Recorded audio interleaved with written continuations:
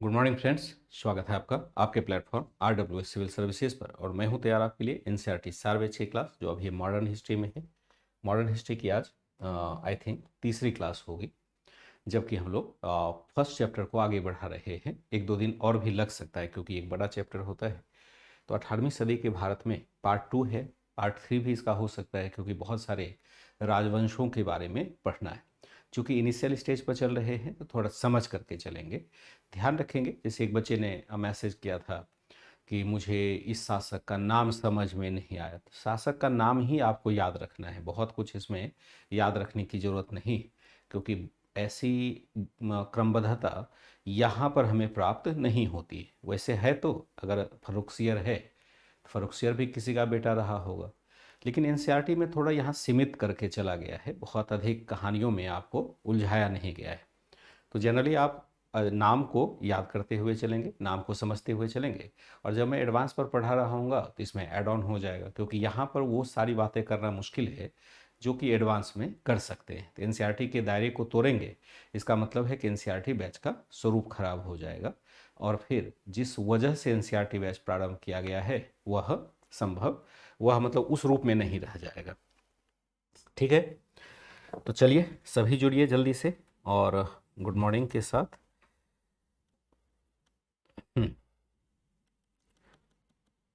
चलिए, कोई दिक्कत होगी तो यहाँ पर बताएंगे।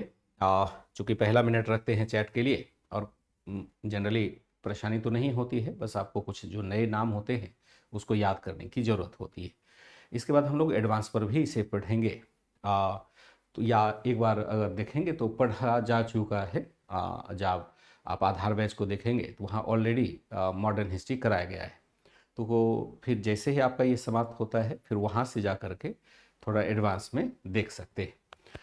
तो 18वीं सदी के भारत की बात कर रहे थे, और 18वीं सदी का भारत किस किताब से हो रहा है। कल एक बच्चे ने ग्रुप पर भी मैसेज किया था कि कौन सा, यही किताब है। तो जब आपको फोटो भी नहीं समझ में आ रहा है, उसमें गांधी जी है।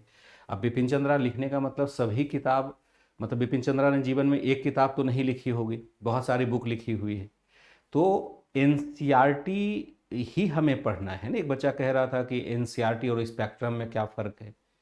मतलब जब यही समझ में नहीं आ रहा है कि एनसीईआरटी एक सरकारी संस्थान है जो स्कूल के बच्चों के लिए किताबें लिखता है, व्यवस्थित तरीके से लिखता है, व्यवहारिक तरीके से लिखता है, तो उसे पहले सबसे पहला क्लास देख लेना चाहिए, अभी यहाँ नहीं आना चाहिए। और स्पेक्ट्रम क्या है, एक गाइड है जो किसी प्राइवेट पब्लिकेशन के द्वारा जारी किया जाता है। तो दोनों में तो बहुत अंतर होगा, और ये समझ नहीं है तो इसका मतलब है कि आपको डे फर्स्ट के क्लास को देखना चाहिए। यहाँ क्लास में आते हैं, बेकार का समय आप गवाते हैं। तो ये बुक हमें खरीदनी है। अगर आपके पास है तो ठीक है, अगर लेकिन वैसे ये वाला जो आधुनिक वाला पार्ट है ना, यह तो सभी बच्चों को वैसे भी होना चाहिए। अगर प्राचीन मध्यकालीन आपने नहीं भी खरीदा है तो इसको आप ज़रूर खरीदिए। और आप जा कर के देखेंगे मार्केट में तो शायद 66 रुपीज़ में ही मैंने देखा उसका प्रिंट है। ऑनलाइन मंगाते हैं तो 100 सवा 100 रुपये में मिलता है। तो किसी ना किसी से कोई ना कोई शहर जाता रहता होगा, उसको फ़ोटो दिखाइए कि भाई साहब ये किताब मुझे ला करके दे दीजिए। और इतना तो संसाधन सबके पास रहता है, क्योंकि हर महीने आप 400-300 लगा करके डाटा तो रिचार्ज कराते ही हैं। तो अंबानी जी के लिए पैसा है और अपने लिए पैसा बस नहीं है। ठीक है, तो यहाँ चैप्टर 1 चल रहा है 18वीं सदी का भारत, और इसी को हम लोग कंटिन्यू करते हुए चलेंगे। 18वीं सदी के भारत को ही कंटिन्यू करेंगे, अभी थोड़ा सा समय इसमें लगेगा। और फिर भारत में यूरोपीय कंपनियों का प्रवेश और अंग्रेजों की भारत विजय की चर्चा भी हम लोग करते चले जाएंगे। लेते हैं यहाँ पर 18वीं सदी का भारत ही आज फिर हेडिंग में रखेंगे, 18वीं सदी का भारत। ठीक है, यहां से आगे बढ़ते हैं, और बात यहां पर हो रही थी मोहम्मद शाह की। मोहम्मद शाह की चर्चा हो रही थी। एक शासक था जो उसका नाम रोशन अख्तर हुआ करता था, और यह बनता है 1719 से लेकर के 1748 ईस्वी तक शासक रहता है। ऑब्वियस है कि बहुत मजबूत शासक नहीं होगा, बहुत मजबूत शासक यह नहीं होगा, क्योंकि उत्तरवर्ती मुगल साम्राज्य में कोई भी शासक इतना मजबूत रहा नहीं है। सरदेशमुखी का मतलब क्या होता है मैंने बता दिया है एक बार। प्रियांशु फिर से किताब क्लास में देख लीजिए, आप उस क्लास में देख लीजिए। Very good morning. ठीक है। राहुल जी, ये सब यहाँ प्रश्न ही नहीं है। जो प्रश्न है प्रासंगिक वही पूछिए। ये कोई टेलीग्राम का ग्रुप नहीं है, लाइव क्लास चल रही है, तो लाइव क्लास से रिलेटेड जो प्रश्न होता है वही पूछा जाता है। सरदेशमुख एक जमींदार को कहते हैं जो वंशानुगत दावा करता है। ये हालांकि हमने बताया हुआ है, अगर पीछे से देख लेंगे जा करके, यानी पीछे क्लास का देखेंगे तो आपको अधिक क्लियर हो जाएगा। तो एक जमींदार है, सरदेशमुखी एक टैक्स है, चौथ और सरदेशमुखी एक टैक्स है। इसको खुद ही आपको खोजना चाहिए। जब क्लास में जो बातें बताई जाती है उसको फिर से समझाने की आवश्यकता नहीं होती है। इसने क्या किया, सैयद बंधु की सहायता से, सैयद बंधु की सहायता से यह क्या बनता है, सहायता से यह बादशाह बना, यह बादशाह बना। हालांकि जल्दी ही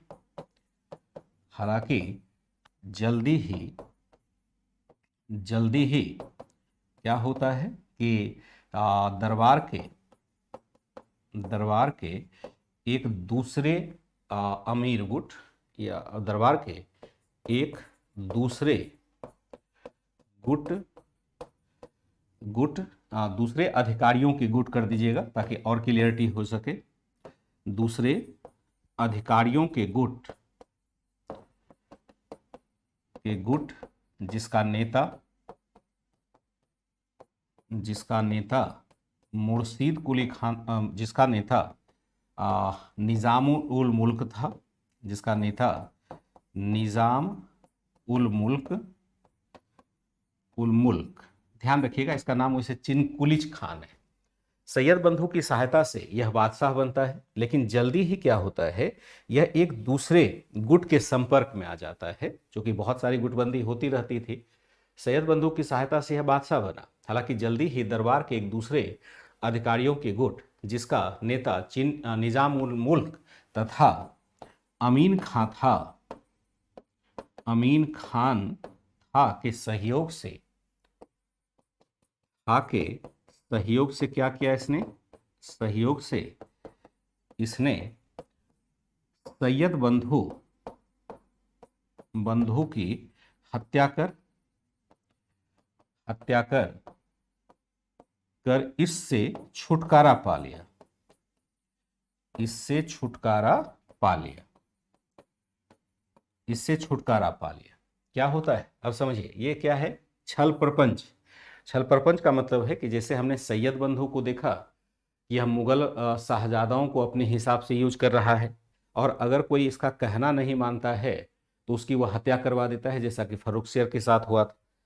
तो आगे जब मोहम्मद शाह शासक बनता है तो यह क्या होता है कि इसने एक दूसरे गुट से संपर्क कर लिया, जिसका नेता था निजाम उल मुल्क और अमीन खान, उससे संपर्क कर लिया और उसके सहयोग से इसने सैयद बंधु की हत्या कर इससे छुटकारा पाने में सफलता पाई। सैयद बंधु अपने आप को किंग मेकर मानते थे, 4 राजकुमारों को इसने सत्ता दिलाई थी, लेकिन अंततः पतन तो होता है। तो षड्यंत्र करने की शुरुआत फर्रुखसियर ने की थी, जो संभव नहीं हुआ, आगे नहीं बढ़ा। लेकिन दरबार में तो विभिन्न समूह होते हैं, जैसे भारतीय मुसलमानों का अलग समूह होगा, ईरानी अमीर है तो उसका अलग समूह होगा, तुरानी अमीर है तो उसका अलग समूह होगा, यानी विदेशी अलग समूह में रहेगा। ऐसा नस्लीय भेदभाव होता रहता है। अभी भी देखेंगे प्रशासन को भी हम क्षेत्र के हिसाब से, जाति के हिसाब से, धर्म के हिसाब से विभाजित अभी भी है। जबकि हम सिविल सेवा वगैरह को देखते हैं तो यहाँ जनरलाइज सर्विस स्थापित करने की कोशिश की गई है, लेकिन एक विभाजन आंतरिक तौर पर हमेशा अधिकारियों के समूह में रहता ही रहता है। तो इन अधिकारियों के समूह के भी बहुत सारे गुट हुआ करते थे। सैयद बंधु एक गुट का नेतृत्व कर रहा था, तो दूसरे गुट का नेतृत्व निजामुल मुल्क और अमीन खान आदि कर रहा था। तो जैसे हमने अकबर के समय भी देखा था, बैरम खान एक गुट में था, महामानगा दूसरे गुट में थी, मुनीम खान वगैरह दूसरे गुट में था। उसी प्रकार से गुटबंदी हावी होती है।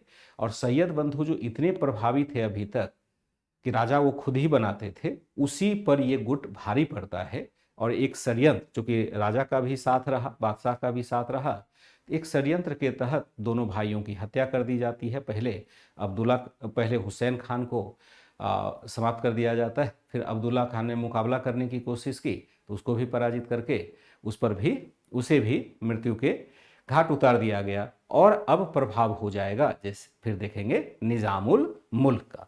देखिए शुरुआत में हमने क्या देखा कि जैसे बहादुर शाह के समय देखते हैं तो उस समय भी कुछ अधिकारी थे लेकिन नाम बहुत चर्चा में नहीं है।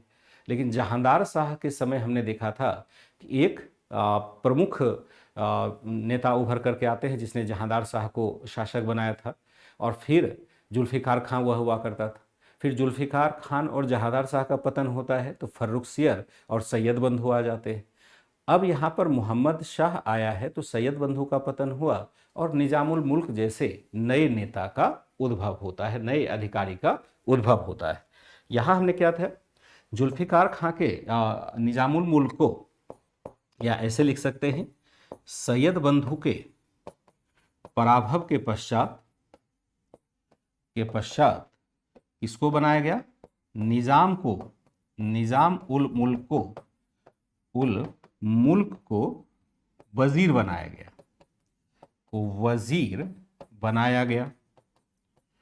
गया, जिसने प्रशासन में मेल मिलाप की नीति अपनाई,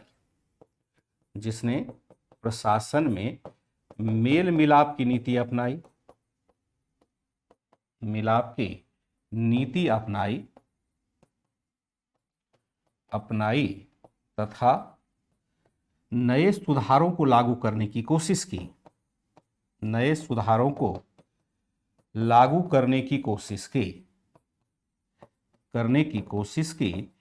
लेकिन बादशाह के नए सुधार को लागू करने की कोशिश की, लेकिन बादशाह के असहयोग के कारण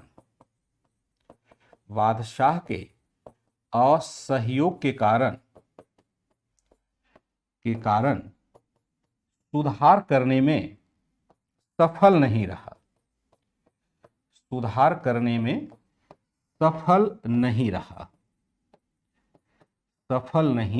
रहा। बादशाह ने असहयोग कर दिया इसलिए वह सफल नहीं रहता है, यद्यपि यह बहुत ही योग्य व्यक्ति हुआ करता था। सैयद बंधु के पराभव के पश्चात निजामुल मुल्क को वजीर बनाया गया, जिसने प्रशासन में मेल मिलाप की नीति अपनाई तथा नए सुधारों को लागू करने की कोशिश की, लेकिन बादशाह के असहयोग के कारण सुधार करने में सफल नहीं रहा। जैसा हम जानते हैं कि मोहम्मद शाह एक योग्य बादशाह नहीं था। मोहम्मद शाह क्या है, एक योग्य बादशाह नहीं था।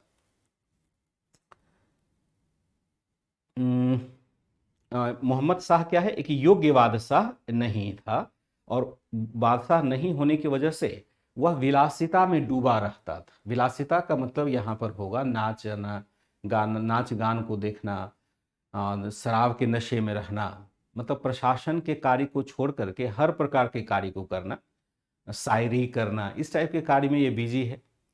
अब बार बार ये निजामुल मुल्क चाहे कि कुछ सुधार करे, लेकिन बादशाह इस पर ध्यान ही ना दे। फिर वो एक्चुअली योग्य व्यक्ति था, ईमानदार व्यक्ति था निजामुल मुल्क, तो इसलिए वह असफल हो जाता है। तो असफल होने का मतलब वह मान रहा है कि यह बादशाह के कारण हो रहा है।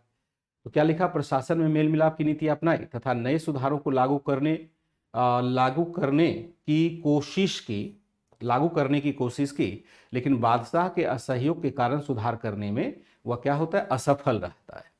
अंततः उसने परेशान होकर के क्या किया, वजीर का पद छोड़ा, और यही लिख देते हैं, अंततः उसने परेशान होकर वजीर के पद से त्यागपत्र देकर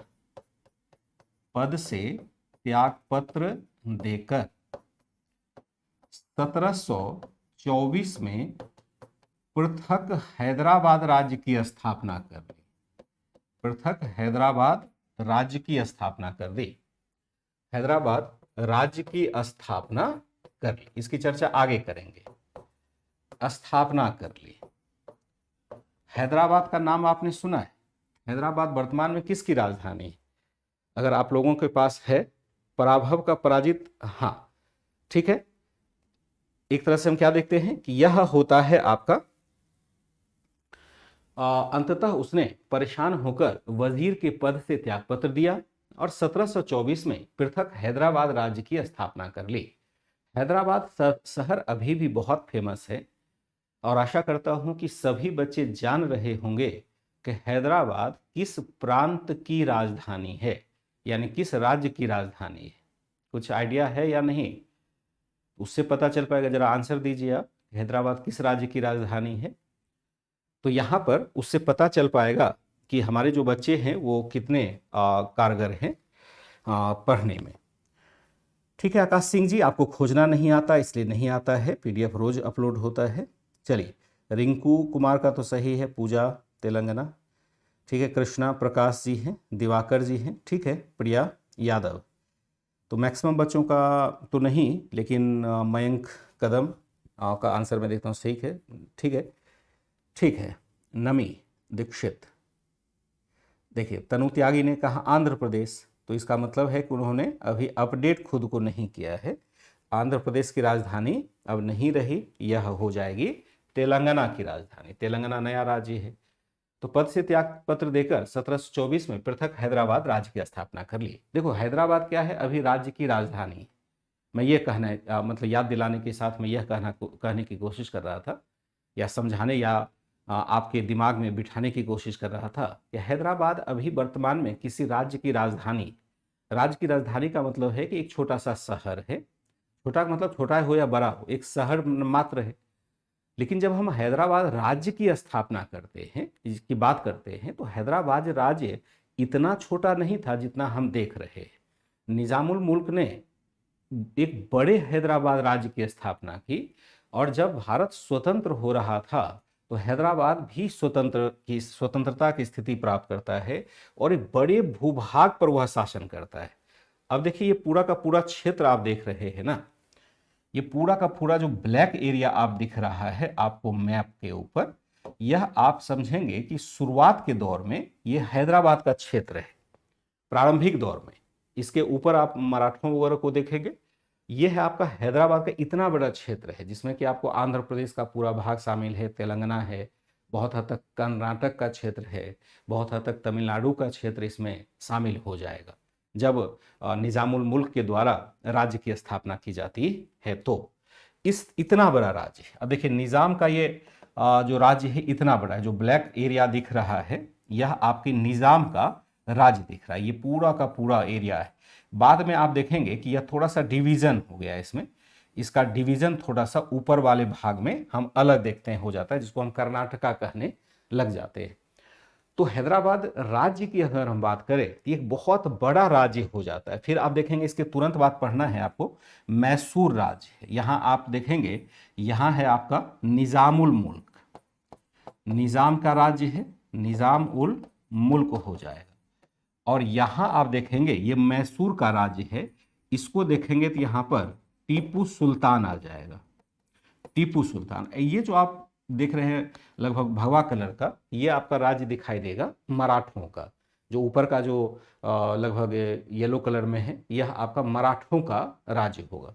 अवध का राज्य है, बंगाल का राज्य है, सिंध है, मुल्तान है, लाहौर है। ये छोटे छोटे राज्य यहाँ पर, ये त्रावणकोर थोड़ा कोने में त्रावणकोर भी है। ये मैं मैप लगातार आपको दिखाता रहूंगा ताकि आपके दिमाग में एस्टेब्लिश हो सके कि कौन सा राज्य कहाँ स्थापित हुआ मुगल साम्राज्य के पतन के बाद। ये मैप बदलता रहेगा क्योंकि जब मराठों को देखेंगे तो उसका भी पराभव हो जाता है, फिर मैसूर समाप्त हो जाएगा। हैदराबाद तो खैर अंत तक बना रहा, लेकिन अन्य सभी राज्य खत्म होते चले गए, कभी बने कभी समाप्त हुए। तो हैदराबाद राज्य की स्थिति आपने समझ लिया होगा कि कहाँ पर इसने स्थापित किया, कब स्थापित किया। 1724 ईस्वी में इसने पृथक हैदराबाद राज्य की स्थापना कर दी। चूंकि यह एक योग्य व्यक्ति था, यहां पर एक क्वेश्चन भी बनता है, इतिहासकारों ने इसको लिखा भी है। चूंकि यह एक योग्य व्यक्ति था अतः इसके द्वारा, लिखेंगे चूंकि यह एक योग्य व्यक्ति था, योग्य व्यक्ति था अतः इसके द्वारा इसके पलायन से, या अतः इसके द्वारा इसके पलायन से से मुगल साम्राज्य को अत्यधिक हानि हुई। मुगल साम्राज्य को अत्यधिक हानि हुई, अत्यधिक हानि पहुंची। मुगल साम्राज्य को अत्यधिक हानि पहुंची। इसी तथ्य को लेकर हानि पहुंची, इसी तथ्य को लेकर इतिहासकारों ने कहा है, इस पर एक प्रश्न पूछा गया है। इतिहासकारों ने लिखा है कि निजाम का पलायन मुगल साम्राज्य से, निजाम का पलायन मुगल साम्राज्य से सद्गुणों का पलायन था, सद्गुणों का पलायन था। आप एनसीईआरटी पढ़ेंगे तो वहां पर भी ये लाइन लिखा हुआ है और इसी बात को लेकर के प्रश्न भी पूछा गया है। निजाम का पलायन मुगल साम्राज्य से सद्गुणों का पलायन था, यानी सद्गुण यानी अच्छा गुण। सद्गुण का मतलब क्या होता है? अच्छा गुण होता है। यह क्या हो जाएगा आपका? सद्गुण, सद्गुणों का यह क्या हो जाएगा? पलायन होगा। ऐसा कहा गया है कि निजाम जब बनाता है तो उसके कहता है कि यह सद्गुणों का पलायन है। सद्गुण के साथ एक शब्द और होता है निष्ठा का, या निष्ठा तथा सद्गुणों का पलायन था। निष्ठा तथा सद्गुणों का पलायन था। निष्ठा का मतलब होता है लॉयलनेस, यानी हम साम्राज्य के प्रति लॉयल हैं। अब कोई लॉयल बचा नहीं। और सद्गुण मतलब अच्छे गुणों के व्यक्ति का अब साम्राज्य में अभाव हो जाएगा, तो स्वाभाविक है कि यह साम्राज्य, इस साम्राज्य का पतन तेजी से होता चला जाएगा। तो इस तरह से हम क्या देख रहे हैं? धीरे धीरे मुगल साम्राज्य विघटन होता जा रहा है। शिवम, जो समझना चाहिए वो आप समझ लेंगे, इसी पर कृपा होगी। इससे आगे समझने की जरूरत नहीं होती है, क्योंकि जैसे मैं पूछूंगा फिर आप फेल करने लग जाएंगे। तो सारी बातें आपने जीएस के हिसाब से पढ़ी है, लेकिन जो यहाँ पर करना चाहिए वो हमें करना चाहिए कि वही समझना चाहिए जो बोर्ड पर पढ़ाया जा रहा है। बाकी आप ज्ञानी हैं तो उसके लिए कोई बात नहीं। मोहम्मद शाह क्या था? मोहम्मद शाह दूरदर्शी शासक नहीं था। दूरदर्शी शासक नहीं था तथा वह भविष्य के विदेशी आक्रमण के प्रति सचेत नहीं था। विदेशी आक्रमण के प्रति सचेत नहीं था। भविष्य के विदेशी आक्रमण के प्रति सचेत नहीं था। इसी क्रम में हम क्या देखते हैं? इसी क्रम में उसके कार्यकाल में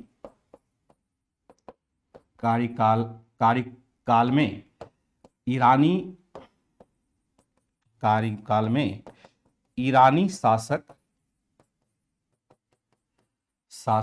नादिर शाह का आक्रमण हुआ। नादिर शाह का आक्रमण होता है। आक्रमण हुआ कब होता है? 1739 में। मोहम्मद शाह क्या है? एक योग्य शासक नहीं है, दूरदर्शी शासक नहीं है। दूरदर्शी किसको कहते हैं? दूरदर्शी कहते हैं जो पहले की बातों के आधार पर अंदाज लगा सके। तो मोहम्मद शाह दूरदर्शी शासक नहीं था तथा वह भविष्य के विदेशी आक्रमण के प्रति सचेत भी नहीं था। इसी क्रम में उसके कार्यकाल में ईरानी शासक नादिर शाह का आक्रमण हुआ। इस नादिर शाह ने 1739 के करनाल युद्ध में, करनाल हम ऐसे भी लिख सकते हैं, करनाल युद्ध में मुगल सेना को भारी पराजय दी। मुगल सेना को भारी पराजय दी तथा दिल्ली पर अधिकार कर लगभग यहां से 70 लाख रुपए लूट लिए। इसने क्या किया? दिल्ली पर बहुत भारी पराजय दी। 70 लाख कहते 70 करोड़ के आसपास होगा। तथा दिल्ली पर हमला कर यहां से 70 करोड़ रुपये लूटे लूटे। इस लूट में मयूर सिंहासन तथा कोहिनूर हीरा भी शामिल था। कोहिनूर हीरा भी शामिल था। इस लूट में मयूर सिंहासन तथा कोहिनूर हीरा भी शामिल था। कोहिनूर हीरा भी, हीरा मतलब होता है हीरा भी शामिल था, और डायमंड हो जाएगा ना, हीरा भी शामिल था। कोहिनूर हीरा बहुत बड़ा था हीरा, जो कि मुगल बादशाह शाहजहां के द्वारा जहां पर वो बैठता था, जो उसका राज सिंहासन बना हुआ था, उसमें उसको जड़ा गया था। थोड़ा इस पर कहानी सुनेंगे फिर आगे बढ़ेंगे। मोहम्मद शाह दूरदर्शी शासक नहीं था तथा वह भविष्य के विदेशी आक्रमण के प्रति सचेत नहीं था। इसी क्रम में उसके कार्यकाल में ईरानी शासक नादिर शाह का आक्रमण हुआ। नादिर शाह ने 1739 के करनाल के युद्ध में मुगल सेना को भारी पराजय दी। दिल्ली पर हमला कर यहां से 70 करोड़ रुपए लूटे। इस लूट में मयूर सिंहासन तथा कोहिनूर हीरा भी शामिल था। अब देखिए यहां होता क्या है, यह समझने की जरूरत है। यह तो हमने जाना कि जो मोहम्मद शाह है वह रंगीला बादशाह है, यानी उसको शासन कार्य करने नहीं आता है, बाकी जो विलासिता संबंधित कार्य है उसमें वह डूबा रहेगा। और शासक अगर ऐसा कार्य करता है तो स्वाभाविक है कि प्रशासन भी बहुत अधिक डैमेज हो जाता है, चापलूसों का बोलबाला हो जाता है। चापलूस किसको कहते हैं? जो झूठ की बड़ाई करके आपको खुश कर दे। हर व्यक्ति चापलूसी का शिकार होता है। जैसे अंग्रेजी में भी कहा जाता है मैन कैन बीटन बाय फ्लैटरर्स, यानी जो फ्लैटरर्स होता है उससे आदमी हमेशा पराजित होता है। मतलब ये शेक्सपियर के लिए कहा गया था, शेक्सपियर के द्वारा कहा गया था। एक राजा हुआ करता था ब्रिटेन में, उसको किस तरह से पराजित किया जाए ये किसी को पता ही ना चले। तो अंततः ठेका ये लिया कि इस राजा को कैसे पराजित किया जाए। इसके लिए एक ठेका लिया चापलूस ने, कहा मैं इसको इस प्रकार से गलत दुनिया में ले जाऊंगा इसकी बड़ाई करके, यह सब कुछ भूल जाएगा, मतलब यह मेरी ही बात मानेगा। और हर व्यक्ति को चापलूसी अच्छी लगती है। कोई मुझे कहे कि मैं संसार का सबसे बढ़िया हूँ तो मुझे सुनने में अच्छा लगेगा, और कोई आपको भी कहे कि आप संसार में सबसे अधिक सुंदर हैं, बलवान हैं, बुद्धिमान हैं, सबसे अधिक पढ़ने वाले हैं, तो आपको भी सुनने में अच्छा ही लगता है। कोई भी व्यक्ति चापलूसी थोड़ी बहुत तो मतलब करता भी है और सुनना चाहता भी है। तो यहाँ पर चापलूसों का बोलबाला जब हो जाता है तो प्रशासन और भी चौपट हो जाएगा। थोड़ा बहुत तो सुन लेंगे लेकिन अपनी वस्तुस्थिति भी हमें याद रखनी चाहिए। तो यहाँ पर चापलूसों का बोलबाला होने की वजह से जो भी समस्या क्रिएट हो, चापलूस कहते कोई समस्या ही नहीं, समस्या बढ़ रही है। अच्छा प्रशासन नहीं चल रहा है, किसानों में लूट खसोट मची हुई है, और सबसे बड़ी समस्या यह है कि विदेशी आक्रमण भारत पर होने वाला है। तो 20 साल तक ये सोया रहा, 39 तक यह सोया रहा। अचानक से नादिर शाह जो कि ईरान में शासन कर रहा था, उसको पैसे की जरूरत पड़ी, क्योंकि लगातार वह युद्ध कर रहा था ईरान के क्षेत्र में, उसको लगातार युद्ध करना पड़ रहा था। तो उसे फिर पैसे की जरूरत थी। पैसे के लिए कहाँ आना है? उसको भारत आना है। देखा यहाँ पर कोई मजबूत शासक है नहीं, कोई प्रतिरोध करने वाला नहीं है। काबुल से होते हुए इंडिया में एंट्री कर जाता है और बिना किसी खास प्रतिरोध के वह दिल्ली के कुछ ही किलोमीटर दूर करनाल के पास, लगभग 40 से 50 किलोमीटर दूर करनाल के पास पहुंचने में सफल भी हो जाता है, और करनाल के पास वह अपना डेरा डाल देता है। अब अगले दिन फिर दिल्ली पर चढ़ाई करनी थी। यहाँ पर एक बड़ी किताबों में बड़ी दिलचस्प कहानी मिलती है। जैसे ही करनाल आ गया नादिर शाह अपनी सेना के साथ, तब जाकर के इन चापलूसों को लगा कि अब तो बड़ा संकट आ गया है, क्योंकि अगर नादिर शाह आया तो चापलूसों को भी नहीं छोड़ेगा, राजा को तो नहीं ही छोड़ेगा, उसके चापलूसों को भी मारेगा। और जब जान पर बनाई तब अब चापलूस सब जागरूक होते हैं। फिर मोहम्मद शाह को कहा गया सर अब क्या किया जाए। मोहम्मद शाह को तो वैसे कुछ नहीं आता, मोहम्मद शाह को तो वैसे ही कुछ नहीं आता था, मतलब उसको तो वैसे ही कुछ आइडिया नहीं था। तो जो वहाँ के वजीर हुआ करते थे उस समय, वह थे सादत खां बुरहान उल मुल्क, जो बाद में अवध के संस्थापक बनते हैं। उस समय वही वजीर हुआ करते थे मुगल साम्राज्य। तो वजीर ने कहा कैसा करते हैं कि मुझे 10 दिन का टाइम दो, कम से कम 10 दिन का टाइम तो चाहिए ना भाई, सेना का संगठन करेंगे, सब हथियार वगैरह में धार लगाएंगे तो फिर युद्ध करने जा पाएंगे। अभी तो युद्ध बहुत दिन से हुआ नहीं था, क्योंकि ये तो लड़ने कहीं जाता ही नहीं था, तो फिर कैसे होगा। इसने अपने जो स्पाइस सिस्टम था मुगल साम्राज्य का, उसको पुनर्जीवित किया। स्पाइस सिस्टम में भी या हर सिस्टम में आप देखेंगे कुछ योगी व्यक्ति होता ही है। तो जो इसका गुप्तचरी तंत्र था उसको सक्रिय किया और बोला कि किसी तरह से नादिर शाह को 10 दिन तक रोको करनाल के आसपास, मतलब उसको दिल्ली की तरफ मत बढ़ने देना। अब एक गुप्तचर समूह कैसे रोक पाएगा एक बड़ी सेना को? इस पर एक बहुत अच्छी कहानी, मतलब एक उपन्यास भी लिखा गया था। मैंने मतलब उस समय पढ़ा था इस उपन्यास को जब मुझे इतिहास की समझ नहीं थी। लिखा गया था खून की 10 बूंदें।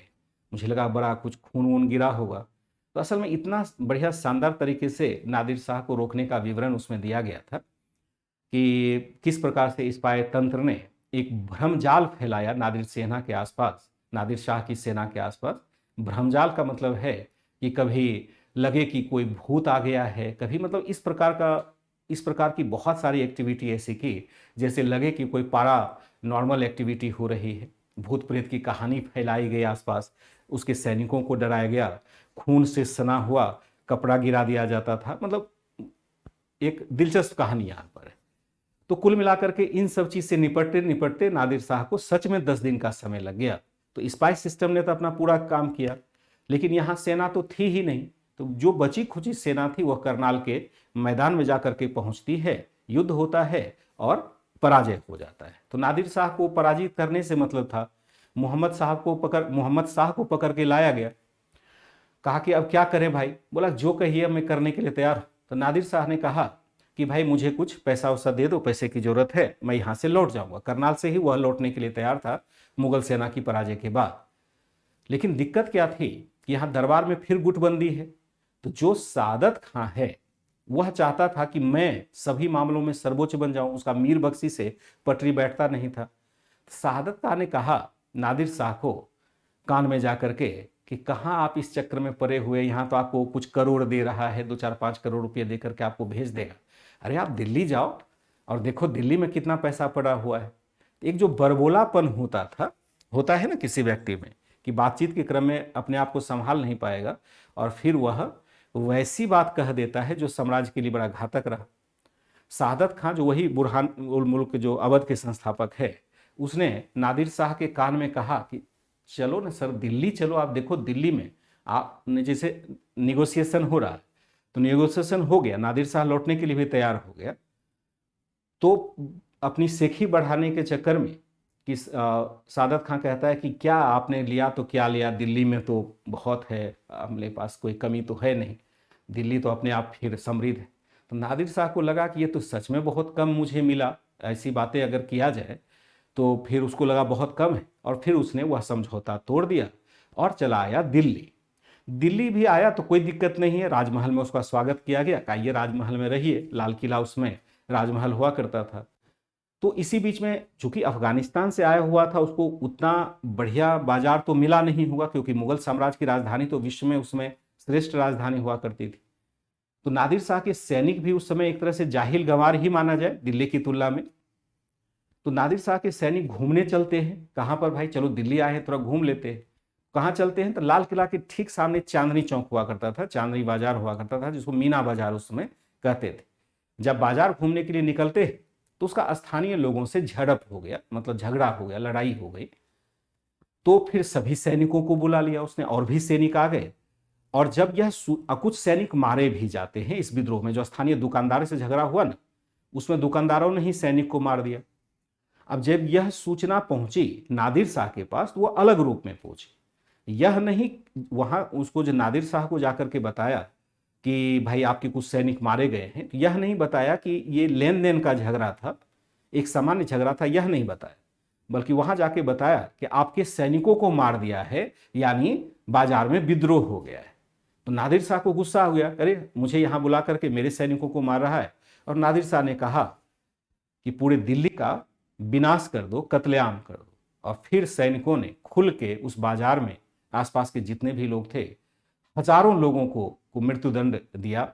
उसी समय तलवार की मौत घाट उतार दिया। अंततः बड़ी मुश्किल से मोहम्मद शाह के कहने पर नादिर शाह का गुस्सा शांत हुआ। और नादिर शाह का गुस्सा तब और अधिक शांत हुआ जब उसने मयूर सिंहासन को देखा, जिस पर एक समय शाहजहां बैठा करता था, विश्व का सुल्तान बैठा करता था, उसमें वो कोहिनूर हीरा भी लगा हुआ था। उसका गुस्सा तब शांत हुआ जब उसने कहा कि मैं ये सिंहासन भी लेके चलूंगा।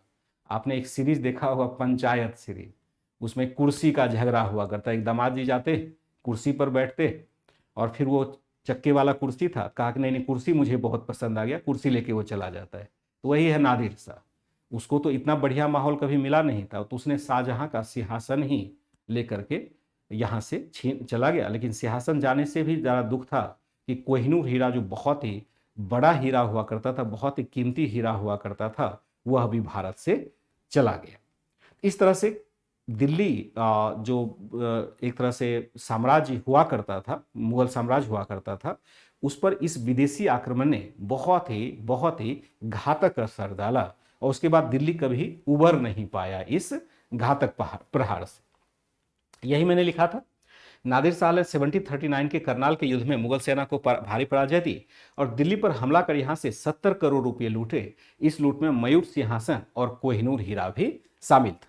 आशा करता हूं कि सारी बातें अब समझ पा रहे होंगे, सीक्वेंस बाय सीक्वेंस आप समझ रहे होंगे।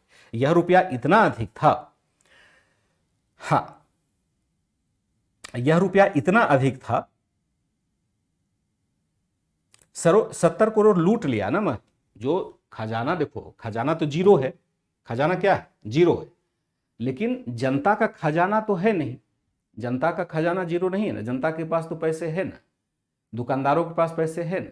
दूसरा है जो 70 करोड़ की बात आप कह रहे हैं, तो उसमें तो कोहिनूर हीरा भी शामिल है, उसकी भी कीमत उसमें आकलन की गई है। मतलब कैश इसके खजाने से नहीं लेगा, लेकिन जो कीमत लगाई गई उसके द्वारा लूटे हुए धन की, वह 70 करोड़ लगाए गए। ऐसा एडजस्ट नहीं कर सकते एक 70 करोड़ खजाने से निकाल के ले गया।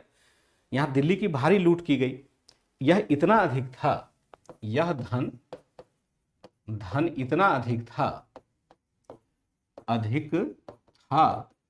कि नादिर शाह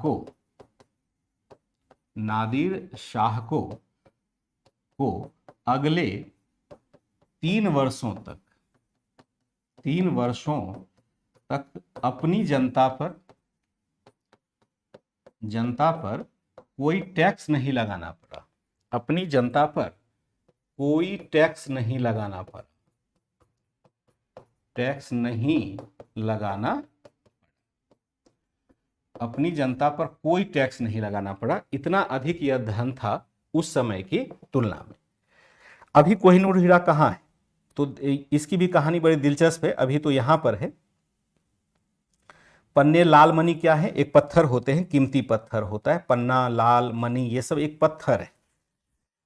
कोहिनूर हीरा भी पत्थर ही है ना, लेकिन वो डायमंड एक विशेष चमक लेकर के आता है, तो उसकी कीमत बहुत आती है। अभी कोहिनूर हीरा ब्रिटेन में है, उसके ब्रिटेन का जो राजा है ना, उसके ताज में लगा हुआ है, ठीक है। इसमें हम क्या देखते हैं कि एक तरह से बहुत अधिक था। इस आक्रमण के साथ ही क्या हो जाता है, साथ ही सिंधु नदी के पश्चिम का क्षेत्र भी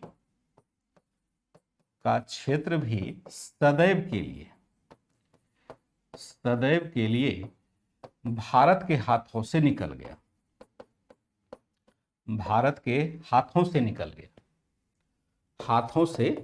गया।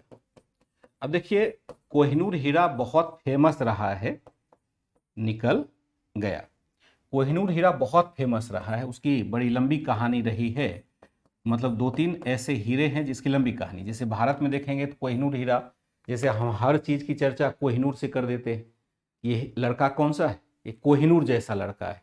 कोहिनूर मतलब जिसकी की तुलना किसी से नहीं हो सकती है, उस डायमंड की तुलना किसी भी डायमंड से नहीं हो सकती है। लेकिन अब उस डायमंड का आकार छोटा हो गया है।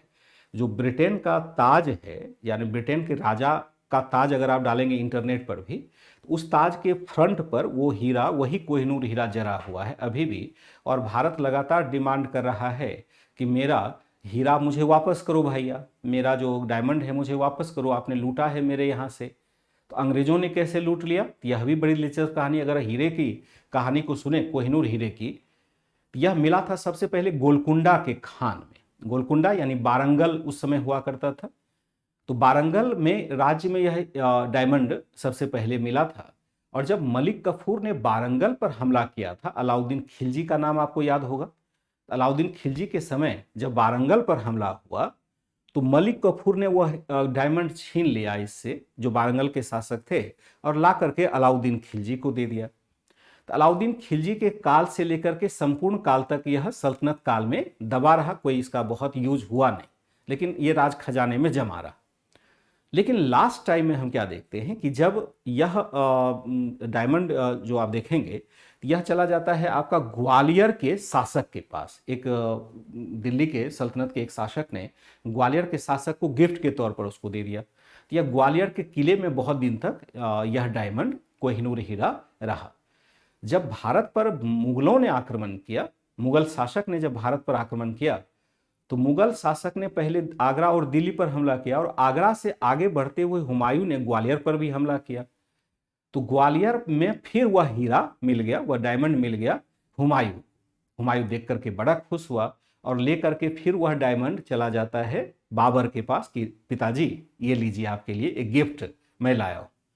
तो बाबर लिखता है उसके बारे में बाकायदा अपने तुजुक ए बाबरी नामक ग्रंथ में, जो बाबर की आत्मकथा है, उसमें उस डायमंड के बारे में लिखता है, इसकी कीमत इतनी अधिक है कि पूरे विश्व को हम 3 दिन तक खाना दे सकते हैं।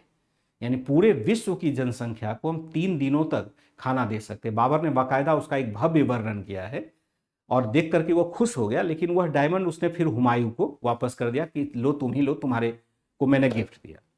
उसके बाद हुमायूं के साथ ये लगातार बना रहा। फिर शेरशाह के समय भी वह उसके पास ही रहा, क्योंकि हुमायूं बाहर लेके जा नहीं पाया, जब भागा था तो वह दिल्ली में ही रह जाता है। तो दिल्ली में रहते रहते रहते रहते और अब आपने देखा कि वह नादिर शाह लूट करके चला जाता है ईरान। फिर ईरान से वह अफगानिस्तान आता है। जब ईरान में आप देखेंगे कि नादिर शाह का पतन होता है, फिर अफगानिस्तान में वह आता है। अफगानिस्तान का शासक उसमें जमान साहब वगैरह वह करता था, उसके पास यह आ जाता है, क्योंकि अहमद शाह अब्दाली की चर्चा भी करेंगे। तो फिर जब महाराजा रंजीत सिंह बनते हैं सिख राज्य के, अभी थोड़ी देर में या कल के क्लास में इसकी भी चर्चा होनी है।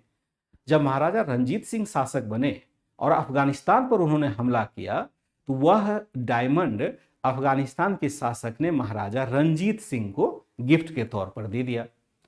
तो चला आए फिर पंजाब का मतलब लाहौर उसमें पंजाब में ही, अपने ही पंजाब का पार्ट था। तो बहुत दिनों तक ये महाराजा रंजीत सिंह के पास रहा। रंजीत सिंह के बाद उनका पुत्र बैठता है शासक पर, दिलीप सिंह, महाराजा दलीप सिंह। तो दलीप सिंह के पास रहा। लेकिन लॉर्ड डलहौजी के शासनकाल में जब 1849 में डलहौजी ने पंजाब पर हमला किया और दिलीप सिंह को पराजित किया, तो उस हीरे पर उसकी नजर पड़ी और लॉर्ड डलहौजी ने वह हीरा छीना और भेज दिया लंदन। अभी भी वो लंदन में ही है, यानी ब्रिटिशों ने वह हीरा अपने पास लिख लिया। तो इस तरह से ये पूरी यात्रा तय करता रहा। यह डायमंड इतना कीमती था कि सब उसको अपने पास रखना चाहता था। अब भारत सरकार मांग कर रही है कि मेरा डायमंड मुझे वापस कर दीजिए, मेरा डायमंड हम क्या करते कि वापस कर दीजिए। ठीक है, यहां हमने क्या देखा कि इस आक्रमण के साथ ही सिंधु नदी के पश्चिम का क्षेत्र भी धीरे धीरे हम क्या देखते हैं, सदैव के लिए भारत से निकल जाता है। भारत से यहां पर क्या होता है, निकलता चला जाता है। आगे हम क्या देखते हैं कि आगे 1748 में, आगे 1748 में मोहम्मद शाह की मृत्यु के पश्चात उसके कमजोर उत्तराधिकारियों के काल में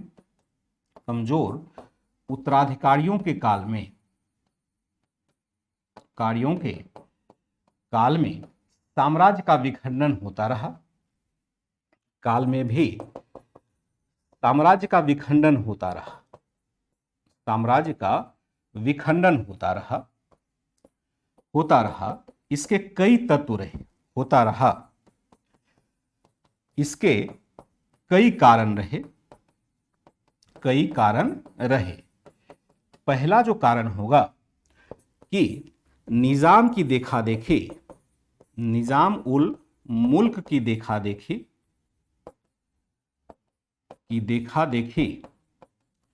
विभिन्न प्रांतीय सरदारों ने क्या किया?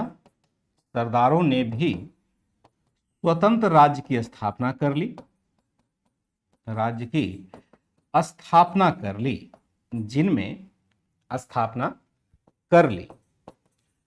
जिनमें अवध तथा बंगाल प्रमुख था। इसकी चर्चा आगे करेंगे, प्रमुख था। दूसरा हम देखेंगे, मराठे प्रभावी हो चुके थे। मराठे अब तक प्रभावी रूप से दिल्ली और उसके आसपास नियंत्रण स्थापित कर चुके थे। अब तक प्रभावी रूप से दिल्ली तथा उसके आसपास नियंत्रण कर चुके थे। उसके आसपास नियंत्रण स्थापित कर चुके थे।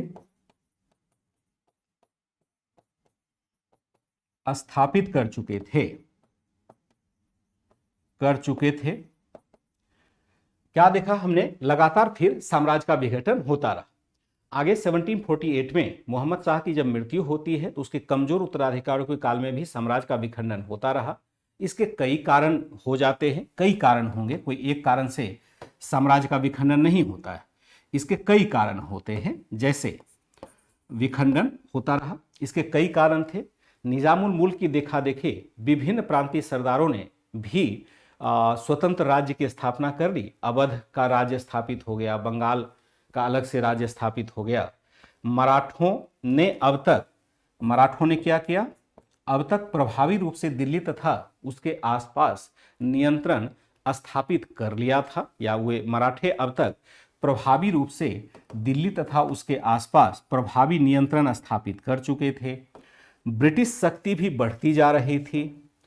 तीसरा लिखेंगे, ब्रिटिश शक्ति का प्रभाव भी बढ़ता जा रहा था।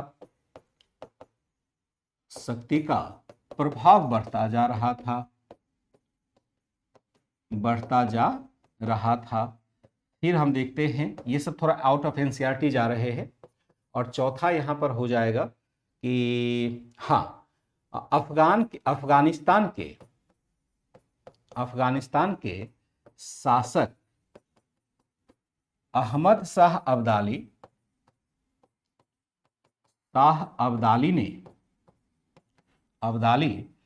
लगातार भारत पर आक्रमण कर रहा था। क्या है? अफगानिस्तान के शासक अहमद शाह अब्दाली लगातार भारत पर आक्रमण कर रहा था। अफगानिस्तान का शासक अहमद शाह अब्दाली लगातार भारत पर आक्रमण कर रहा था। अब इतनी सारी समस्याएं तो उसके उत्तराधिकारी के बस की बात भी नहीं है, कर रहा था। इतनी सारी समस्याएं हैं जो संभालना उसके बस की बात है ही नहीं। जो कमजोर उत्तराधिकारी है उसके बस की बात नहीं है। रिंकू ठीक कह रहे? तो क्या है कि अब तो मिलना मुश्किल है। हमने क्या देखा कि इतनी सारी समस्या यहां पर खड़ी हो गई थी और अहमद शाह अब्दाली ने 1748 से लेकर 1767 तक कई चरणों में हमला किया। अहमद शाह अब्दाली ने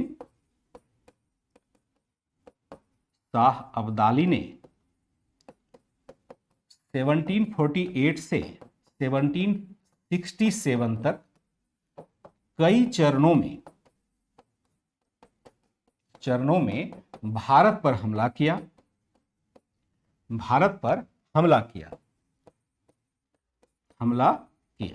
कई चरणों में भारत पर हमला किया। इसने 1761 में प्रभावी या उत्तर भारत के प्रभावी शक्ति, या 1761 में पानीपत की तृतीय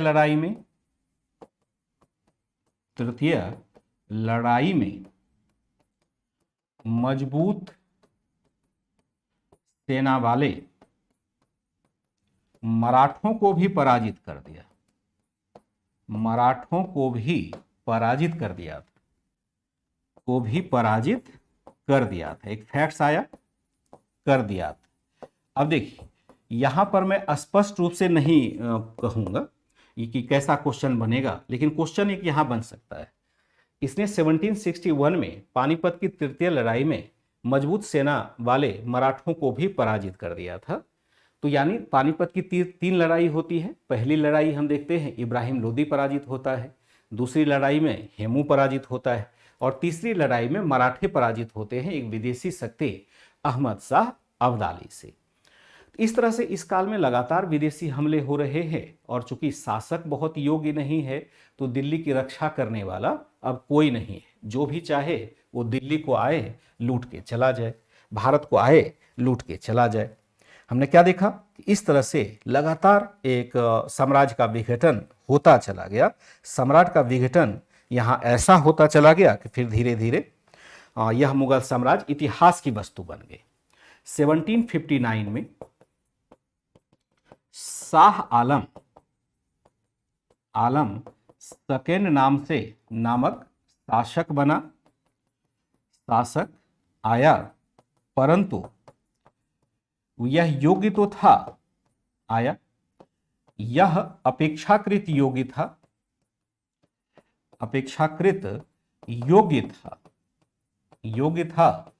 तथा इसने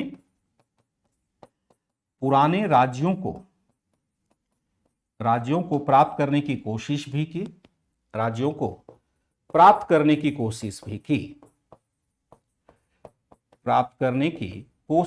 की, लेकिन कोशिश भी की। इसी क्रम में हम क्या देखते हैं, 1759 में शाह आलम द्वितीय नामक शासक बना और यह अपेक्षाकृत योग्य था और इसने अपने पुराने राज्य को प्राप्त करने की कोशिश भी की। लेकिन दिक्कत क्या है कि अब संसाधन इतने कम हैं कि यह बहुत मुश्किल से फिर आगे बढ़ पाएगा। जैसे शाह आलम के बारे में आप एडवांस लेवल पर जाएंगे तो पढ़ेंगे कि इसने बंगाल में भी हमला किया।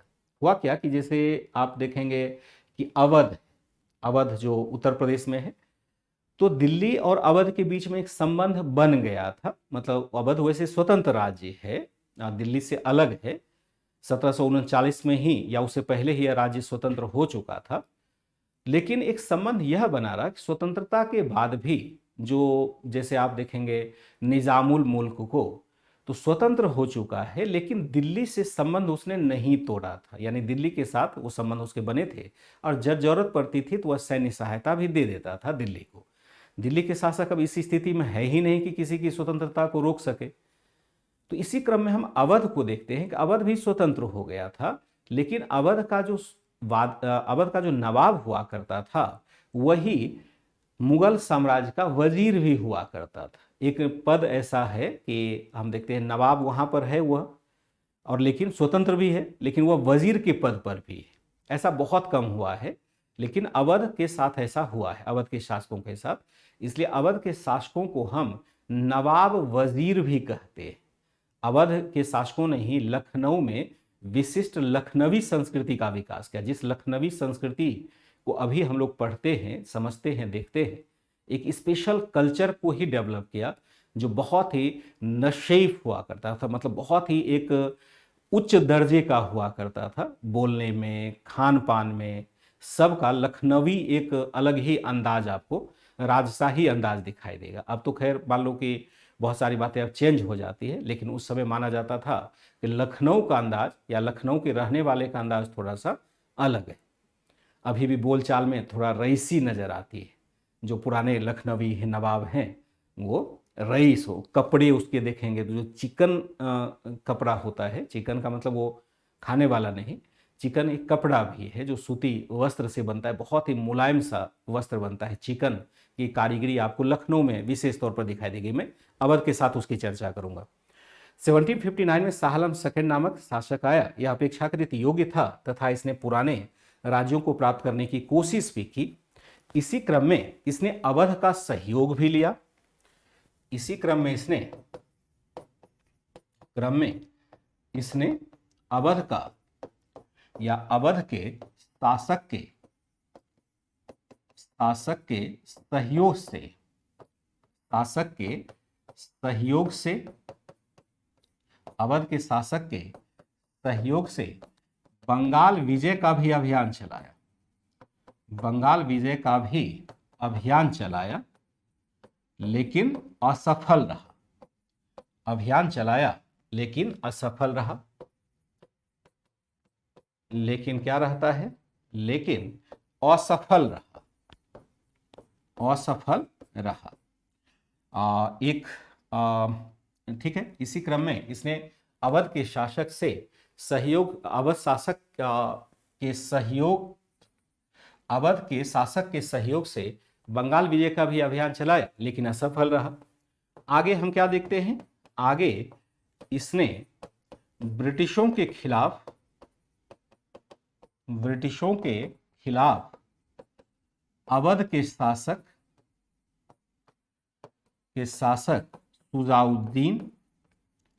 शुजाउद्दौला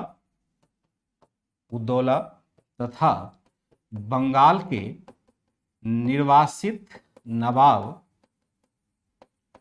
मीर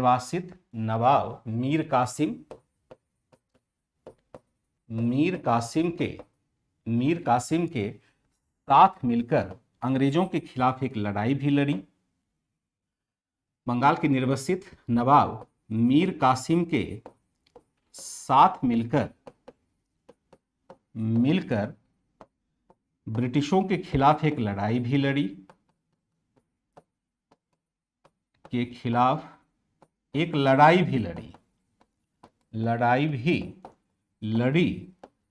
परंतु 1764 की इस लड़ाई में, लड़ाई के दौरान हुए बक्सर के युद्ध में वो पराजित हो गया। बक्सर के युद्ध में संयुक्त सेना पराजित हो गई, संयुक्त सेना पराजित हो जाती है। देखेंगे एक बार भाषा को मिला करके क्या सही है। आगे इसने ब्रिटिशों के खिलाफ अवध के शासक शुजाउद्दौला तथा बंगाल के निर्वासित नवाब मीर कासिम के साथ मिलकर ब्रिटिशों के खिलाफ एक लड़ाई भी लड़ी, परंतु 1764 की इस लड़ाई के दौरान हुए बक्सर के युद्ध में संयुक्त सेना पराजित हो गई। इसके पश्चात शाह आलम क्या बन जाता है? इसके पश्चात शाह आलम ब्रिटिशों का पेंशनर बन गया, ब्रिटिशों का पेंशनर बन गया। अब पेंशनर का मतलब क्या होता है मैं बताता हूं। आगे हम क्या देखते हैं कि आगे मुगल, यह क्या होता है? आगे मुगल शासकों को मराठों ने संरक्षण दिया, परंतु 1803 ईस्वी में फिर से मुगलों को ब्रिटिश संरक्षण में जाना पड़ा। मैं लिख करके बताता हूं, वो ब्रिटिश संरक्षण में जाना पड़ा। अंततः हम क्या देखते हैं? अंततः 1857 के विद्रोह में भाग लेने के कारण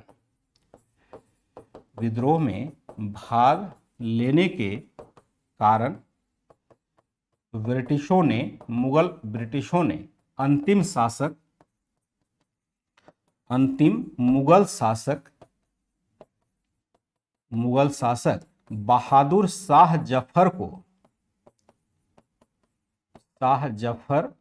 को गिरफ्तार कर रंगून भेज दिया।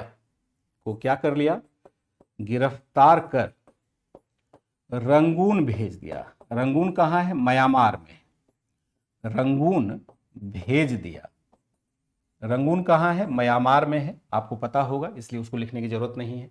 अब एक बार आप लिख लीजिए, फिर मैं आता हूं बोर्ड के ऊपर और इसकी कहानी को स्पष्ट करता हूं, जो पूरा का पूरा मैंने 4-5 लाइन में ही लिख दिया है। इसके पीछे पूरा एक किताब ही छुपा हुआ है। इसी क्रम में इसने अवध के शासक के सहयोग से बंगाल विजय का भी अभियान चलाया, लेकिन असफल रहा।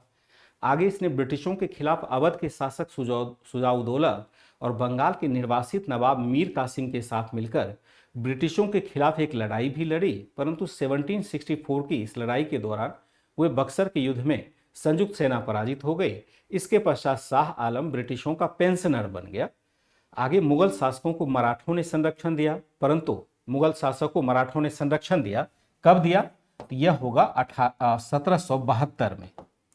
जो संरक्षण दिया जाता है तो वह दिया जाता है 1772 में। अब क्या कहानी है ये मैं अभी बताता हूं।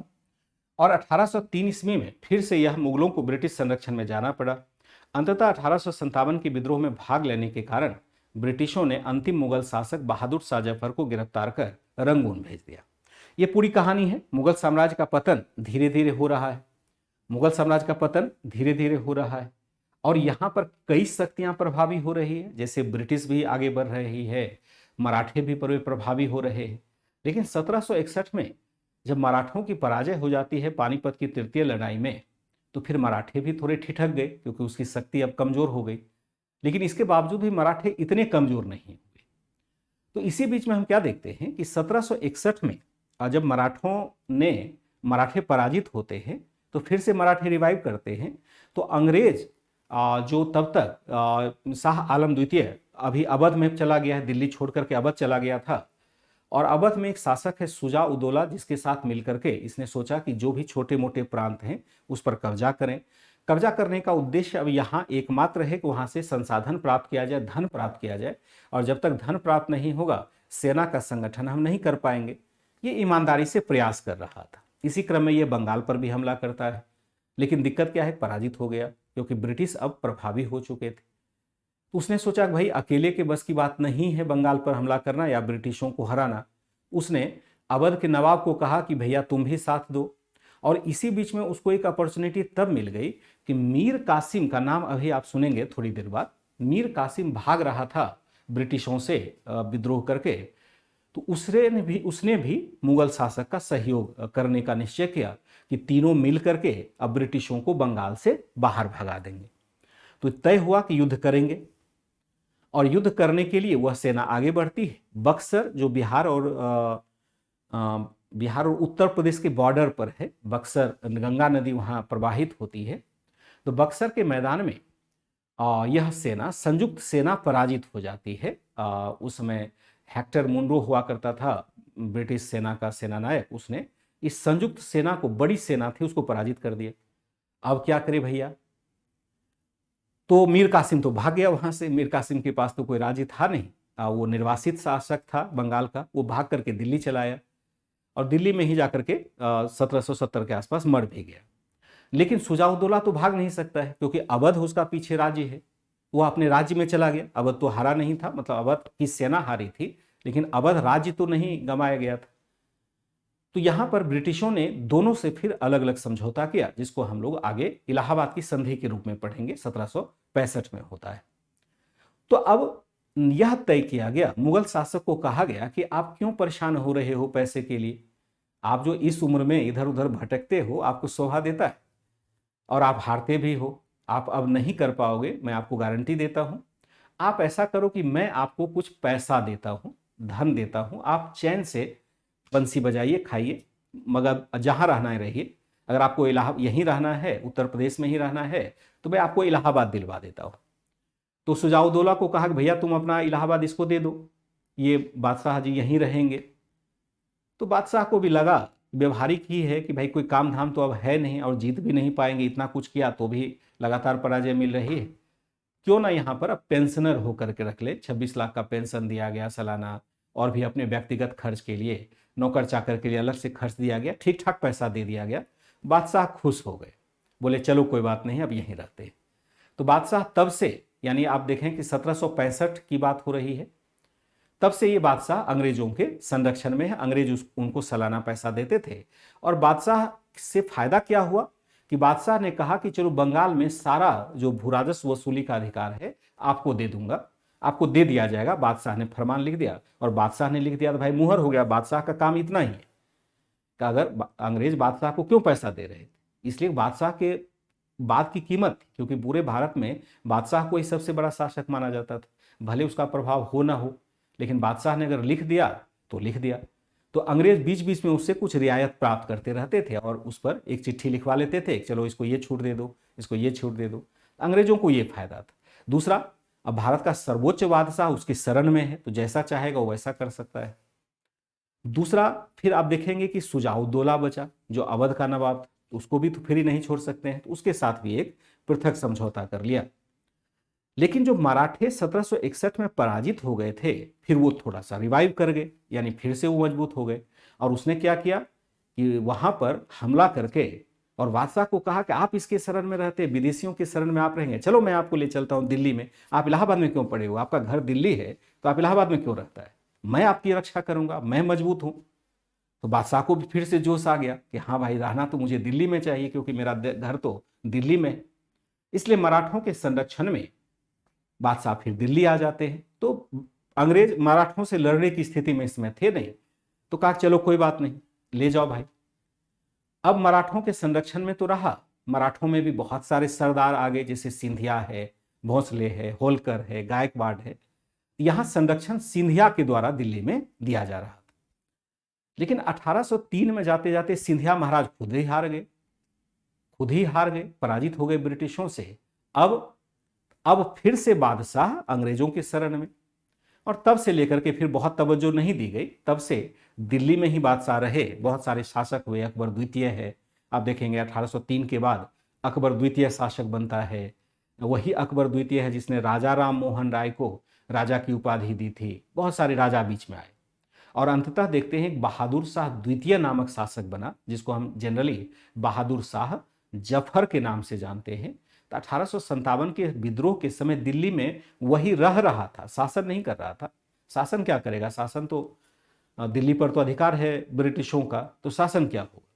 लेकिन था, अचानक से उसको फिर विद्रोह करने का न्योता मिला, उसने विद्रोह किया, पराजित हुआ 1857 के विद्रोह में। उनको पकड़ करके भेज दिया गया रंगून। रंगून कहाँ है, म्यांमार में, का देश में इसको रहने ही नहीं देंगे। इसके बाद मुगल साम्राज्य का फाइनली विनाश हो जाता है।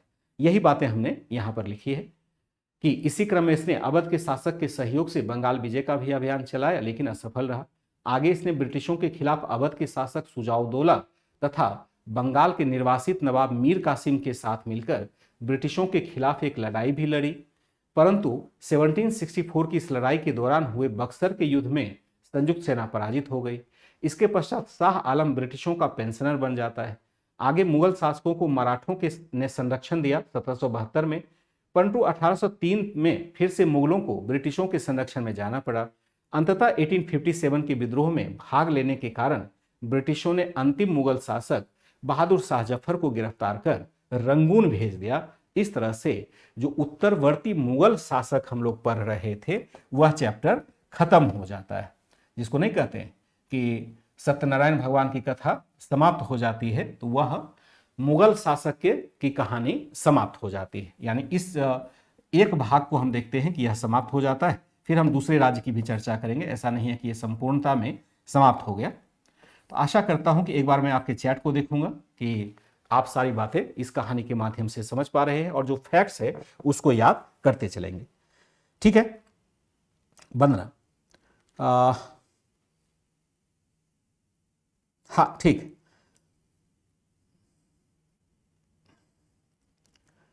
कपिल जी आपके जितना होशियार तो नहीं है इसलिए नहीं किया। यहाँ जो एनसीईआरटी है उसको फॉलो करते हैं, उसकी चर्चा आगे होगी, ध्यान रखिएगा। जो जैसे एनसीईआरटी चलता है ना वैसे ही चलते हैं। आपने अभी जी कभी पढ़ लिया हुआ एसएससी वगैरह में, तो आपको लगता होगा प्लासी की लड़ाई शायद हम भूल गए पढ़ाने के लिए। जो नए बच्चे होते हैं जो अन्वेषकता से तैयारी करते हैं उनको यही लगता है टीचर को शायद कुछ नहीं आता है। आपको लगता होगा शायद प्लासी की लड़ाई मुझे याद ही नहीं है, मुझे पता ही नहीं चला प्लासी की लड़ाई कब हुई। मेरे प्रिय पुत्र, आपको मैं उतना दे रहा हूं जितना आप समझ पा रहे हैं। इतिहास इतना नहीं है, इतिहास में तो मैंने पीएचडी करा हुआ है, और पीएचडी नहीं किया, 20 साल से मैं यही काम कर रहा हूं, खाली इतिहास इतिहास इतिहास इतिहास इतिहास कर रहा हूं। तो अपना बुद्धिमत्ता थोड़ा कम प्रदर्शित करेंगे, जितना कहा जा रहा है उसको समझ पाए ये पूछने के लिए आपका चैट देखते हैं। आपके सजेशन को अभी नहीं ले रहे, क्योंकि आप अभी सजेशन देने के लायक नहीं हैं कि सजेशन दे पाए, समझ पाए। मैं इसलिए आपको रोक रहा हूँ क्योंकि जो एक मतलब बच्चों की फितूर हो जाती है गलत परवरिश के कारण से, ऐसी हो जाती है। तो जो कहा जा रहा है इसमें कोई दिक्कत है, जो मैंने सुनाई कहानी जो लिखा इसमें कोई दिक्कत है? अभी आपका सजेशन नहीं चाहिए, आपसे पूछा जा रहा है कि आपको कोई कठिनाई है या नहीं है, ये बताइए। कठिनाई है तो उसको दूर करेंगे, ठीक है? तो समझ में आ गया टुनटुन जी? तो धीरे धीरे करेंगे। बक्सर बिहार में है, लेकिन बिहार और यूपी की सीमा है। शाह आलम जफर, तीनों अलग अलग हमने कर दिया ना। शाह आलम नहीं है, शाह आलम तो बहुत दिन का हो गया ना, बहुत दिन का हो गया ना। शाह आलम तो बहुत पहले था। अगर देखो यहां क्या हो रहा है कि हम बहुत सारे डेट को स्पष्ट नहीं कर पा रहे। अगर आज तो नहीं वो क्लास होगी, जैसे सुपर 60 वाला क्लास चलता है, तो जिन बच्चों को डेट चाहिए, फैक्ट्स चाहिए, वो सुपर 60 की क्लास में आएंगे और देखिए कैसे डेट और फैक्ट्स की धूली उड़ती है वहां पर, क्योंकि केवल वही बात करते हैं। यहां ये बात करते हैं क्योंकि हमें एक बेहतर तरीके से समझ विकसित होनी चाहिए। शाह आलम द्वितीय तो 1759 में है और बहादुर शाह जफर 1857 में है। तो शाह आलम द्वितीय कोई अमृत पी करके तो आया नहीं होगा कि 200 साल तक वो बच जाएगा, 100 साल तक बचेगा। शासक बदलते रहे, ऐसा नहीं है। जैसे कि हमने देखा मोहम्मद शाह तक कंटिन्यूटी को देखा, यानी 1748 तक हमने कंटिन्यू देखा।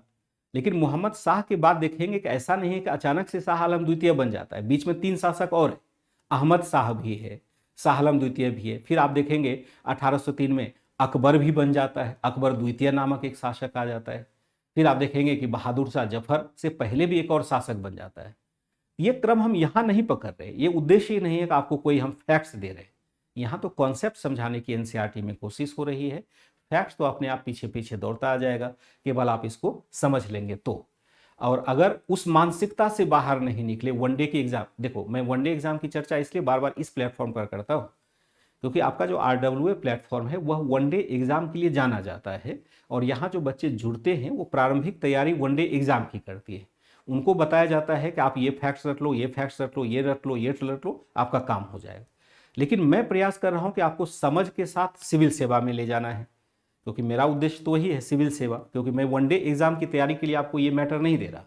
मैं चाहता हूं कि आप समझ विकसित करें। वनडे एग्जाम तो वैसे ही निकल जाएगा, क्योंकि इसके बाद जब हम पढ़ेंगे तो सारा फैक्ट्स भी साथ आ जाएगा। लेकिन एक समझ हमारी विकसित होनी जरूरी है। समझ नहीं होगी, आप कभी भी एग्जाम में अच्छा परफॉर्म नहीं कर पाएंगे। तो आशा करता हूं कि यहां तक आपने समझा होगा। और मुगल साम्राज्य का जो विघटन होता है, तो यहां पर हम क्या कहते हैं कि डेट अभी अभी आपको पढ़ना ही नहीं है। डेट इसलिए तो आपको नहीं पढ़ना है ना। डेट क्यों पढ़ेंगे? डेट की कोई जरूरत हमें नहीं पड़ती है। इस तरह से हम क्या देखते हैं कि इस तरह से मुगल वंश का समाप्त होता है। इसका इस प्रकार से क्या होता है, इस प्रकार से भारत में क्या होता है, भारत पर मुगल वंश का शासन समाप्त हो गया। मुगल वंश का शासन समाप्त हो गया। अगर आपसे पूछा जाए समाप्त हो गया, अगर आपसे पूछा जाए, रैंडमली पूछा जाए कि भारत पर मुगल शासन कब से कब तक रहा, चलो एक मैं क्वेश्चन पूछता हूं। जो हमारे बहुत सारे है ना होशियार बच्चे जो बहुत फैक्ट्स याद रखते हैं, उनको जरा क्वेश्चन पूछते हैं। भारत पर मुगल वंश का शासन, मुगल वंश का शासन कब से कब तक रहा, कब से कब तक रहा, कब से कब तक रहा, यह प्रश्न आपसे पूछा गया है। पहला होगा पानीपत की तृतीय लड़ाई से, पानीपत की द्वितीय लड़ाई से,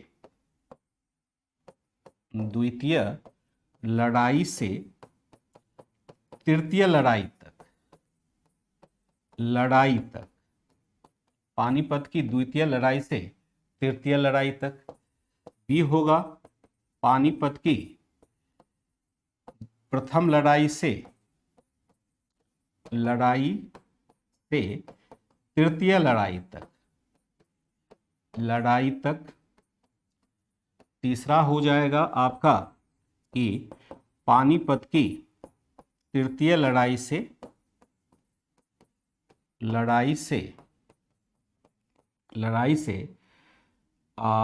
1857 के विद्रोह तक, और चौथा होगा इब्राहिम लोदी की पराजय से औरंगजेब की मृत्यु तक, औरंगजेब की मृत्यु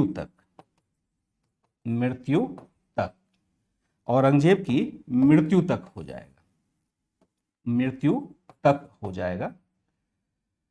अब देखिए क्वेश्चन तो हो गया आपके लिए भारी, मैं सोच रहा था थोड़ा इससे आसान बनाऊं, लेकिन एक बार उत्तर दीजिए, अगर अच्छा नहीं रिजल्ट रहा मैं इस क्वेश्चन की भाषा को चेंज कर दूंगा, घबराइएगा मत। मैं साथ चाह रहा था कि इससे थोड़ा आसान क्वेश्चन बनाओ, लेकिन बनते, चूंकि मुझे क्वेश्चन बनाने में बड़ी दिलचस्पी होती है, तो क्वेश्चन थोड़ा भारी बन गया।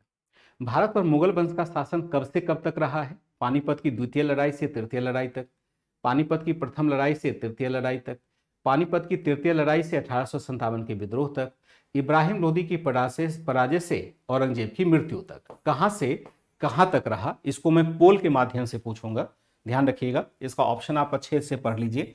मैं टिक लगा देता हूं, जब ये टिक का निशान आपके पास चला जाएगा इसका मतलब है कि मैं पोल लगा दूंगा। भारत पर मुगल वंश का शासक कब से कब तक रहा? पानीपत की द्वितीय लड़ाई से तृतीय लड़ाई तक, पानीपत की प्रथम लड़ाई से तृतीय लड़ाई तक, पानीपत की तृतीय लड़ाई से 1857 के विद्रोह तक, और इब्राहिम लोदी की पराजय से औरंगजेब की मृत्यु तक। इसमें क्या हो जाएगा? इसमें जो आंसर आप देंगे वह हो जाएगा आपका, मुझे देखते हैं कि मुझे लग रहा है कि थोड़ा क्वेश्चन बहुत हैवी हो गया आपके हिसाब से। मैं बच्चों पर भरोसा नहीं कर पा रहा हूं कि अब देखिए कि क्या आंसर आप दे रहे हैं। अभी तक जो आंसर आया था उसमें बहुत सारे बच्चों का तो गलत ही था, गलत आंसर जा रहा था, तो स्वाभाविक है कि वो नहीं समझ पाए होंगे। मैं क्वेश्चन को फिर से रिफॉर्म करके पूछूंगा, ध्यान रखिएगा, फिर से मैं रिफॉर्म करके इसको क्वेश्चन को पूछ दूंगा। तो जो बच्चे जहां पर हैं, अपनी जो गलती है सही है, तो वो समझ लेंगे, मेरे कहने की जरूरत नहीं है, अपने आप पता चल जाएगा कि आप कहाँ समझ पा रहे हैं, कहाँ समझ नहीं पा रहे, अपने आप सारी बातें आपको क्लियर हो जाएगी।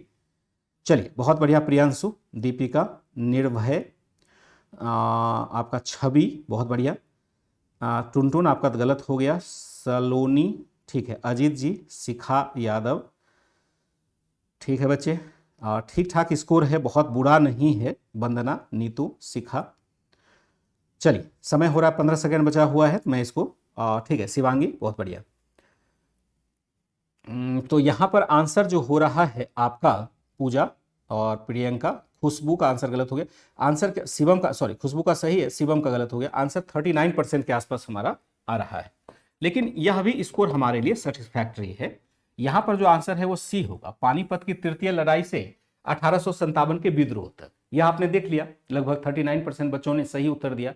अब इस क्वेश्चन को मैं अगर दूसरे फॉर्म में कर दूं, थोड़ा सा इजी पूछ दूं, सेम क्वेश्चन को मैं दूसरी तरह से बना सकता हूं, तो अगर इसी क्वेश्चन को मैं दूसरे तरह से बना के दूं तो क्या बता पाएंगे कि हो पाएगा या नहीं? एक बार इसको फिर से पढ़ लीजिएगा कि हम क्या देखते हैं कि अंततः 1857 के विद्रोह में भाग लेने के कारण ब्रिटिशों ने अंतिम मुगल शासक बहादुर शाह जफर को गिरफ्तार कर रंगून भेज दिया।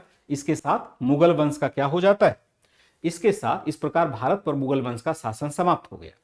अगर इसी को दूसरे क्वेश्चन के रूप में मैं रिफॉर्म कर दूं, यहां पर होगा भारत पर मुगल शासन कब से कब तक रहा, कब से कब तक रहा।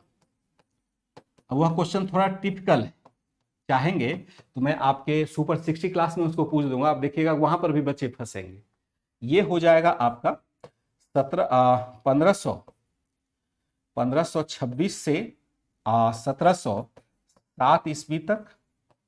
बी हो जाएगा 1526 से 1761 तक।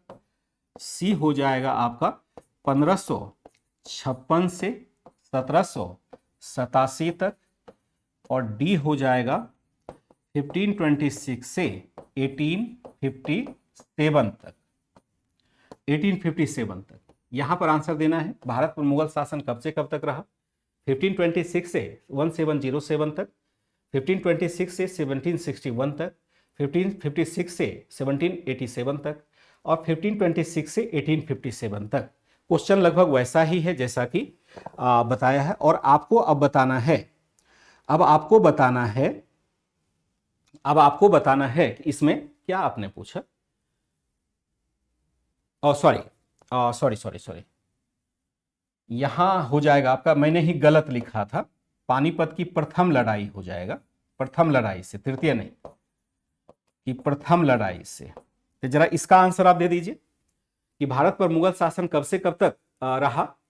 1526 से 1707 तक, 1526 से 1761 तक, 1556 से 1787 तक और 1526 से और 1857 तक। इसका आंसर मुझे लगता है कि आसानी से आप दे पाएंगे अपेक्षाकृत। पहले वाले में थोड़ा विकल्प भी गलत था, ध्यान नहीं दिया तो, लेकिन मैंने माना कि शायद बच्चे वो पढ़ रहे होंगे, शायद सही उन्होंने ही किया होगा, उन्होंने करेक्ट करके ही दिया होगा। इसका मुझे लगता है कि अधिकांश बच्चे सही उत्तर दे पा रहे होंगे। आंसर आ रहा है आपका, चलिए लगभग 90% बच्चे अभी तक सही दे रहे हैं, लेकिन फिर भी 4% बच्चे गलत दे रहे हैं। चलिए वो 4-5% बच्चे होते हैं, ऐसे कोई दिक्कत नहीं है, ऐसे होते हैं। चलिए यहाँ तो मैं देखता हूँ, हाँ 1 वाला गलत हो गया था, तो उसमें अगर आप सही करते हैं तो कोई दिक्कत नहीं है। उसमें कोई बच्चे जैसे गलत कर रहे हैं, अभी भी ABCD में आ रहे हैं, अगर आपने वो ध्यान नहीं दिया हुआ तो पहले वाले क्वेश्चन का तो आंसर ही गलत फिर हो जाता है, तो उसको मैं मिनिमाइज कर देता हूँ। तो आंसर यहाँ पर आपका हो जाएगा। और जो अधिकांश बच्चे जवाब दे रहे हैं, मुझे लगता है कि यह एक अच्छा खासा स्कोर आपको दिखा रहा है। हालांकि यहाँ पर भी ऑप्शन बी में जा रहे हैं 1761 वाला, तो गलत है, लेकिन कम है बच्चे। और 89% के आसपास या 90% के आसपास बच्चों ने क्या दे दिया, सही जवाब दे दिया। 1526 में पानीपत की प्रथम लड़ाई होती है और 1857 का विद्रोह होता है, यहाँ पर ये समाप्त होता है। इस तरह से हमने मुगलों को देखा। कल मैं आऊँगा तो कल मैं आज यही क्लास छोड़ देता हूँ, कल मैं आऊँगा तो आपके लिए जो रेस्ट ऑफ आपका राज्य है उसकी चर्चा करूंगा। और ज़रूरत होगी मैं थोड़ा सा PDF का प्रयोग करूंगा इन छोटे छोटे चीज़ों में, क्योंकि राजवंशों को लिख करके पढ़ाना थोड़ा व्यवहारिक नहीं है, समय बहुत अधिक लग जाएगा। 1-1.5 घंटा दे रहे हैं और केवल एक राजवंश करेंगे तो ऐसे में तो एक ही चैप्टर में 5-6 क्लास लगेगा, तो कुल मिला के 100 क्लास लग जाएगा। फिर तो इतना समय नहीं आपके लिए संभव रहेगा, क्योंकि हर हालत में दिसंबर तक हमें फाउंडेशन भी लाना है आपके लिए, नहीं तो 2025 को फिर टारगेट ही नहीं कर पाएंगे। इसलिए इसको यही एंड करते हैं और कल आते हैं। तो थोड़ा समय, अब कल मुझे समय मिलेगा क्योंकि आज शाम की क्लास नहीं होगी, तो मैं थोड़ा कॉपी भी आपका जो 1-2 दिन से पेंडिंग पड़ा हुआ है उसको मैं चेक कर दूंगा। कुछ बच्चों के पेंडिंग होंगे, मुझे लगा 2 ही दिन का पेंडिंग पड़ा हुआ था, तो उसको मैं चेक कर दूंगा। और फिर होगा तो कुछ PDF में तैयार कर लूँगा आपके लिए, ताकि कोर्स भी थोड़ा तेज़ी से बढ़ाया जा सके। ठीक है बच्चे, ऑप्शन गलत, चलिए कोई दिक्कत नहीं है, पहले वाले को मैंने माफ़ कर दिया। पहले वाले को हम क्या करते हैं, माफ़ कर दिया। पहले वाला अगर गलत होता है तो कोई दिक्कत नहीं, क्योंकि गलती तो असल में मेरी थी कि मैंने ऑप्शन ही गलत लिखा था, हड़बड़ी में मैंने तृतीय युद्ध लिख दिया था, पहला ऑप्शन हमारा गलत था। तो पहले वाले क्वेश्चन को छोड़ दीजिए, उसमें कोई बात ही नहीं है। फिर भी इतने के बावजूद भी अच्छे खासे बच्चों ने स्कोर सही किया था, तो ठीक ही माना जाएगा उसको। चलिए कल फिर क्लास के साथ जुड़ते हैं, सुबह की क्लास होनी है, तो बाय एंड टेक केयर।